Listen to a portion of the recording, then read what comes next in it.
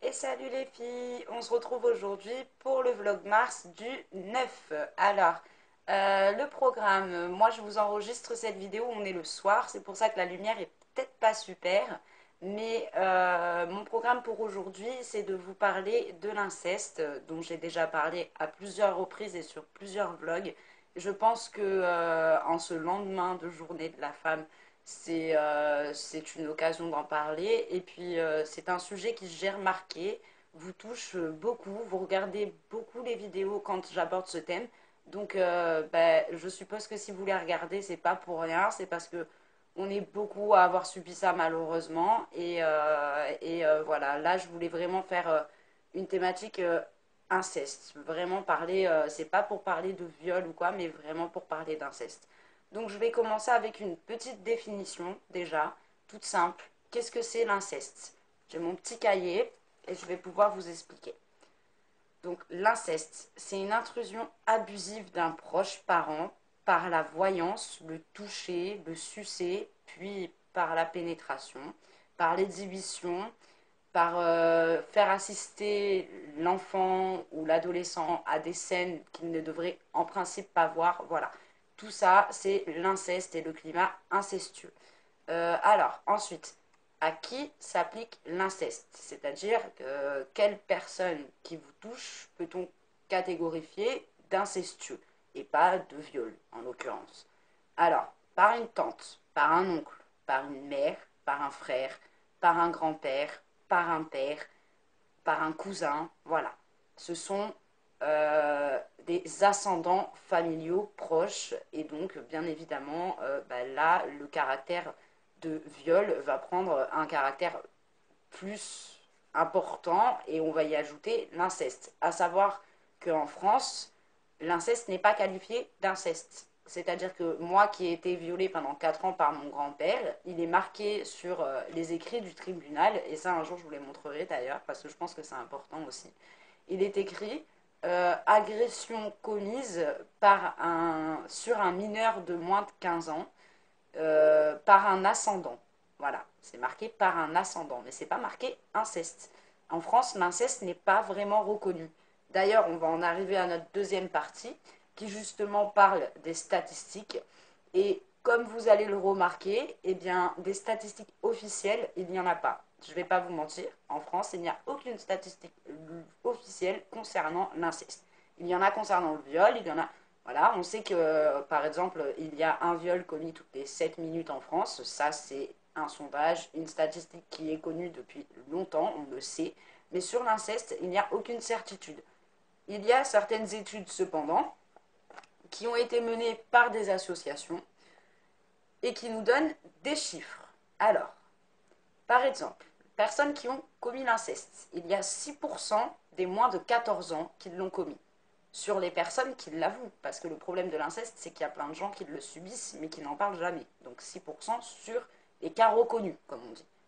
12% qui ont subi l'inceste jusqu'à 18 ans, d'une période de leurs 14 à leurs 18 ans. Ensuite, il faut savoir que 50% des agressions sexuelles incestueuses ont lieu sur un mineur. Alors ça veut dire qu'en gros, plus de 50% des agressions sexuelles incestueuses par un proche parent ont lieu sur des majeurs. Donc c'est quand même, voilà, ça touche pas que les enfants, pas que les petits, pas que les ados, parce que moi, je le répète, j'avais jusqu'à 15 ans quand j'ai subi ça par mon grand-père. Donc je n'étais plus une enfant. Ça touche aussi des adultes, voilà, qui ne peuvent... On est dans un engrenage, on ne peut plus parler, on ne peut plus rien dire. Et ça, c'est justement pour ma deuxième partie. J'ai pas fini sur mon sondage. Il y a encore quelque chose qui me... Ben voilà, qui est gros aussi. 26% des Français connaissent une personne qui a été victime d'inceste. Et 26%, c'est pareil, c'est sur les cas reconnus. Donc, ça veut dire que c'est énorme. En gros, moi, je pense, en toute honnêteté, que dans chaque famille, il y a un cas caché, même si c'est dans des générations et des générations et des générations en arrière. Hein. Mais je suis sûre qu'il y a toujours un cas caché qui est comme ça, qui est pas très beau, quoi, un truc pas très joli et qui a été étouffé, une affaire étouffée, voilà, un secret de famille, comme on dit. Et le dernier chiffre, c'est que seulement 3% de toutes les personnes déclarent avoir subi l'inceste. Donc c'est-à-dire que, en gros, là, la vidéo que moi je fais pour vous parler de ça, je fais partie de seulement 3% des personnes qui déclarent l'avoir subi. Parce que je suis sûre qu'en vérité, il y a beaucoup, mais beaucoup plus de 3% de personnes qui ont subi ça. Sauf que la plupart n'osent pas parler, la plupart ne portent pas plainte, la plupart ne font pas ce que moi j'ai réussi à faire et je les blâme pas ces personnes-là parce que je sais à quel point c'est dur, à quel point c'est horrible de te couper de tous tes proches, de toute ta famille, de te faire percevoir comme une menteuse pendant des années et des années, et même après, des fois, le procès, même après qu'il ait été reconnu coupable, on te perçoit encore comme une menteuse. Je sais à quel point derrière c'est difficile, donc je les comprends, ces personnes-là. Mais franchement, je pense que c'est très, très, très, très, très important de réussir un jour à le dire. Voilà, il y a une prescription, c'est 20 ans. Il faut, avant ces 20 ans, réussir à en parler. C'est vraiment très, très important. Ensuite, pour en venir à une autre partie un peu plus intime et un peu plus pour que vous compreniez mieux de l'intérieur qu'est-ce que ressent une victime d'inceste qui, comme moi ou comme d'autres, ont été, par exemple, j'ai regardé Crime en direct hier et c'est vrai que l'affaire Dutro là qui est passée à la télé, c'était juste, voilà, il y a un passage où la petite Sabine, elle parle, enfin, elle est plus petite au moment où elle parle, mais elle avait 12 ans au moment où elle s'est fait enlever, et elle a vraiment dit des choses qui ont fait écho en moi, parce que c'est tout à fait ça. Parce qu'à un moment, par exemple, elle disait, j'étais sa petite femme. Alors elle a dit, c'est pas moi qui le dis, hein, c'est lui qui l'a dit. C'est que, voilà, moi, il me le disait aussi, mon grand-père, t'es ma petite femme, t'es celle qui remplace les fautes de l'autre. Voilà, t'es ma petite femme. Il voulait avoir des rapports de mari et de femme avec moi. Alors que à l'époque où je vous parle de ça, quand il a commencé à m'appeler ma petite femme, j'avais 11 ans, 12 ans par là aussi. Donc voilà, ça craint quoi. Donc, pour parler de ça concrètement, voilà, il y a une idée d'appartenance qui gangrène petit à petit, viol après viol, toute notre façon d'agir et jusqu'à notre manière de penser. C'est-à-dire que plus il va y avoir de gestes incestueux, de choses répétées, de rapports forcés, et plus dans la tête de la personne qui subit ça, et c'est horrible de le dire, mais c'est la vérité, donc il faut vraiment en parler, il faut vraiment briser ces tabous, ces silences, c'est important. Dans notre tête, il se crée une sorte de, j'appelle ça une gangrène, parce que c'est vraiment ça te mange à l'intérieur de toi, et tu n'es plus capable de penser par toi-même.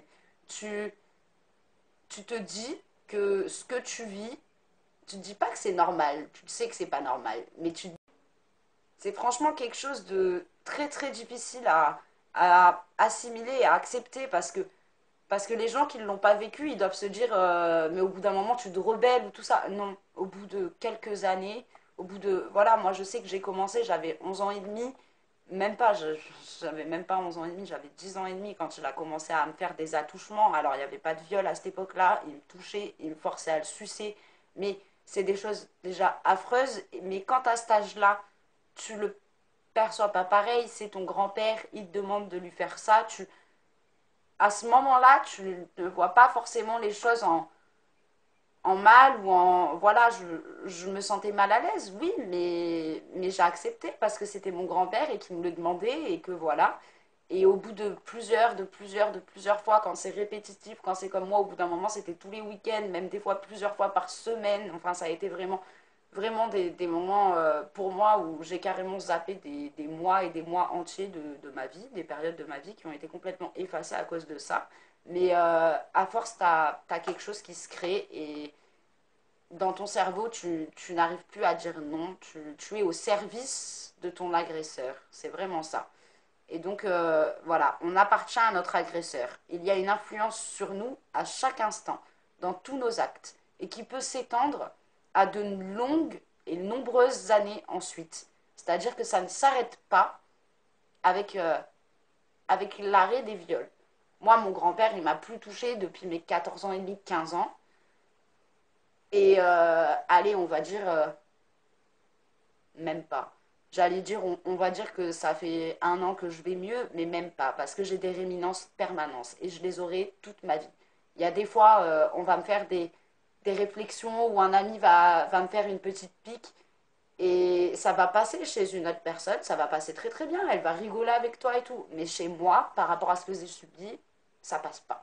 Ça passe pas et ça peut pas passer, ça passera jamais. Donc c'est vraiment quelque chose que ça te poursuit toute ta vie, même après avoir fait des travaux de thérapie. Même il y a des fois, par exemple, on va me prendre comme ça par derrière et je vais pas voir la personne arriver. Je, je vais avoir un mouvement de recul, je vais avoir peur parce que c'est des tocs ou des tics, je sais pas comment on appelle ça, mais qui restent imprégnés.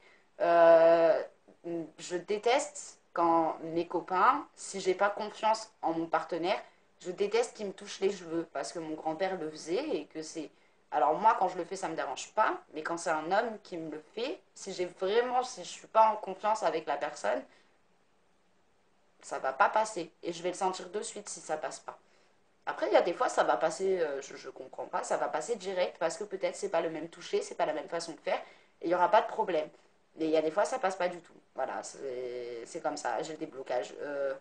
Mon ex, avec qui je suis restée quand même pendant presque 2 ans, des fois, la nuit, il venait, il se collait juste contre moi, il arrivait juste comme ça, terminé. Je sentais sa main sur moi, je faisais un bond, mais je savais plus où j'étais. Je me réveillais, c'était horrible. Presque je criais, voilà.